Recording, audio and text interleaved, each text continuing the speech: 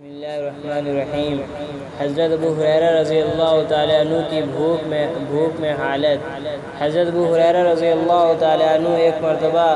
قطان کے کپڑے میں ناک صاف کر کے فرمانے لگے، کیا کہنے ابو ہریرہ کہ آج کسان کے کپڑے میں ناک صاف کرتا ہے، حالانکہ مجھے وہ زمانہ بھی یاد ہے کہ جب حضور اقدس صلی اللہ علیہ وسلم کے ممبر اور حجرے کے درمیان بے ہوش پڑا ہوا ہوتا تھا اور لوگ مجنون سمجھ کر پاؤں سے گردن دباتے تھے، حالانکہ جنون نہیں تھا بلکہ بھوک تھی،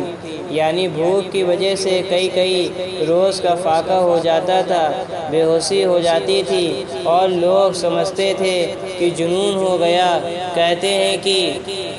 ہیں کہ اس زمانے میں مجنون کا علاج گردن کو پاؤں سے دبانے سے کیا جاتا تھا۔ حضرت ابو ہریرہ رضی اللہ تعالیٰ عنہ بڑے صابر اور فانے اور قانع لوگوں میں تھے، کئی وقت فاقہ میں گزر جاتے تھے۔ حضور کے بعد اللہ نے فتوحاتیں فرمائیں تو ان پر تونگری آئی، اس کے ساتھ ہی بڑے عابد تھے، ان کے پاس ایک تھیلی تھی جس میں کھجور کی گٹھلیاں بھری رہتی، اس پر تسبیح پڑھا کرتے، جب وہ ساری تھیلی خالی ہو جاتی تو باندھی اس کو بھر کر پاس رکھ دیتی۔ ان کا یہ بھی معمول تھا کہ خود اور بیوی اور خادم 3 آدمی رات کے 3 حصے کر لیتے اور نمبر وار ایک شخص تینوں میں سے عبادت میں مشغول رہتا۔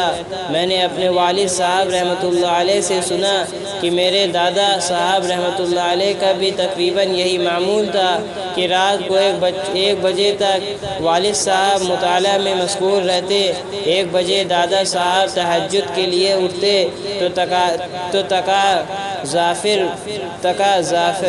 تقاضا فرما کر والد صاحب رحمۃ اللہ علیہ کو سلا دیتے اور خود تہجد میں مشغول ہو جاتے، اور صبح سے تقریباً